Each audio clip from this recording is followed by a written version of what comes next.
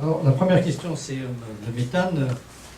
Le méthane est un puissant gaz à effet de serre s'il s'échappe. Donc, il faut faire attention à ce qu'il ne s'échappe pas. Personnellement, je préfère le méthanol et le liquide.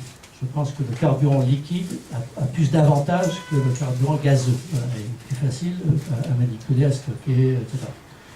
Donc, on peut discuter sur la méthanation ou le méthanol ou autre chose.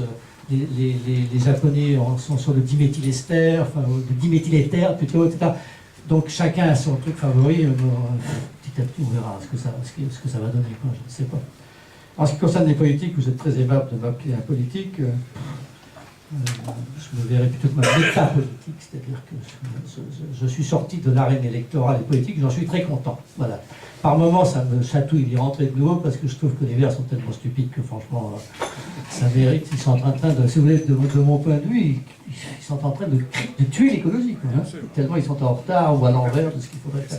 Donc ça me préoccupe beaucoup, mais bon, qu'est-ce que vous laissez comme ça? Je pense que l'écologie maintenant appartient à toutes les formations politiques et que le meilleur gagne. Donc c'est bien. Alors, est-ce qu'il faut les changer les politiques? Oui, bien sûr, mais allez-y, monsieur. Présentez-vous, je veux dire, voilà. Je veux dire, à un moment donné, critiquer les politiques, c'est très bien, mais il faut y aller, quoi. Il faut proposer autre chose.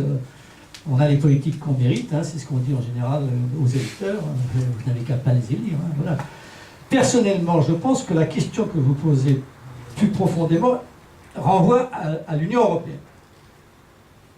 Pourquoi?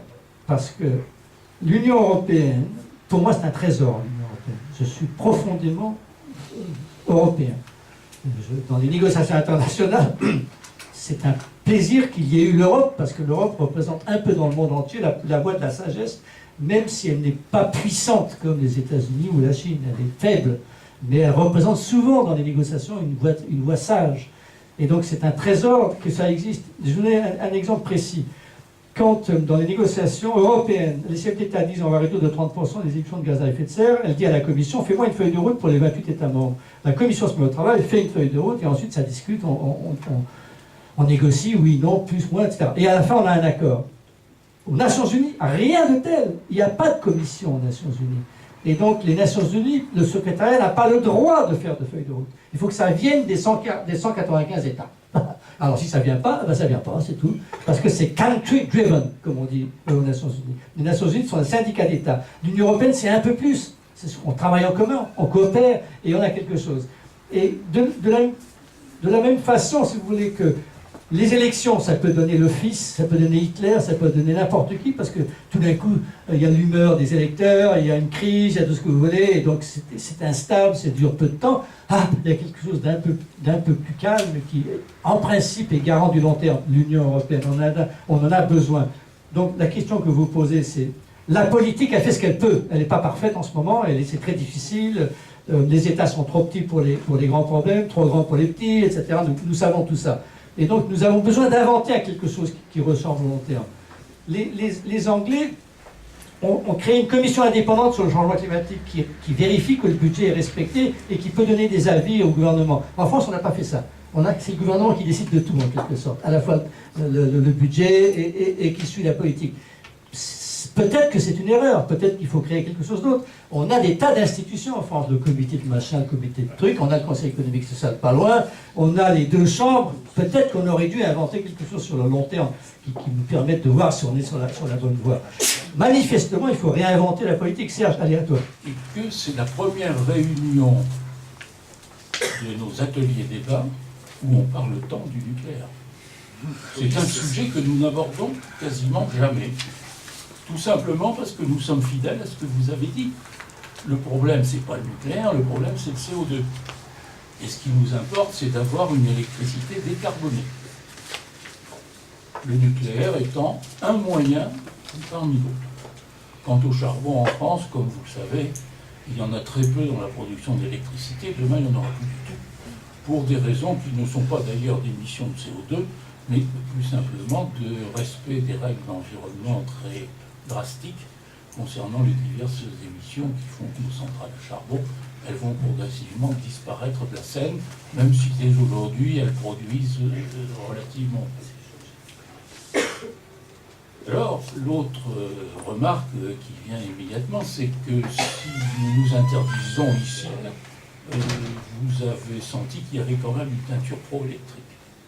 Pro-électrique parce que nous sommes convaincus, comme l'a dit Madame Tubiana un jour, et on ne peut pas la suspecter, qu'un moyen puissant de réussir le défi de la maîtrise des émissions de CO2, c'est d'avoir une électricité décarbonée et d'utiliser cette électricité décarbonée pour se substituer aux usages des combustibles carbonés.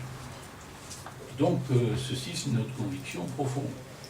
Mais notre conviction profonde également, c'est que tout ceci passera forcément, et vous l'avez fort bien dit, par des innovations technologiques.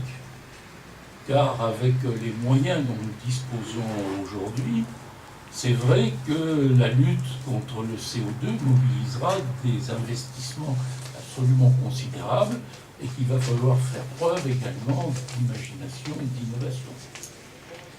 Alors, j'ai quand même noté qu'il y avait un grand absent dans notre discussion, c'est la Chine. La Chine, dont on sait qu'elle est le premier émetteur de CO2 au monde, parce que le premier producteur d'électricité à partir de charbon, mais qu'elle est aussi le premier producteur hydraulique, le premier producteur éolien, le premier producteur photovoltaïque, et demain, le premier producteur nucléaire. Et je suis convaincu que la Chine maîtrisera la génération 4 sur générateur, utilisant complètement les ressources en uranium et ne produisant pas de déchets bien avant l'Europe. Parce qu'ils persisteront dans l'innovation. Alors de là à dire que le charbon n'est qu'une énergie de transition en Chine, c'est peut-être aller trop vite, mais sur la durée, les Chinois mis à fond sur l'innovation, avec l'idée non seulement que c'est ça qui permettra de résoudre le problème d'émissions de CO2, mais aussi que ce sera le business de demain. Et lorsqu'ils reviendront en disant, ben voilà, messieurs, vous avez des problèmes, nous avons des solutions, il faudra bien en parler sérieusement. Voilà. Alors, on a déjà dit en passant qu'aujourd'hui, il faut être très clair sur des sujets comme ça. Les politiques donnent une belle impulsion. Je crois que fondamentalement, vous avez un peu critiqué la loi de transition énergétique, mais elle est bonne dans son principe, puisqu'elle a replacé le CO2 au centre de la problématique et qu'elle a subordonné les moyens économiques d'énergie, ENR, à l'obtention de ce résultat, réduction drastique des émissions de CO2. Mais il n'empêche qu'on peut parfois se demander si ce sont nos gouvernements qui gouvernent, car en fait, ce sont les pesanteurs de l'administration qui sont toujours dans leur ornière de reproduction à l'identique de schémas périmés qui aujourd'hui freinent le progrès. Qu'il s'agisse de choses massives, comme l'a signalé Serge, c'est-à-dire de politique d'utilisation des énergies dans le bâtiment, ou qu'il s'agisse de choses quantitativement moins visibles, mais qui sont la possibilité de développer l'innovation, en se sortant d'un carcan réglementaire. Et là, il y a un problème très sérieux, et à mon avis, l'un de nos problèmes majeurs, c'est que nos politiques sachent maîtriser leurs administrations.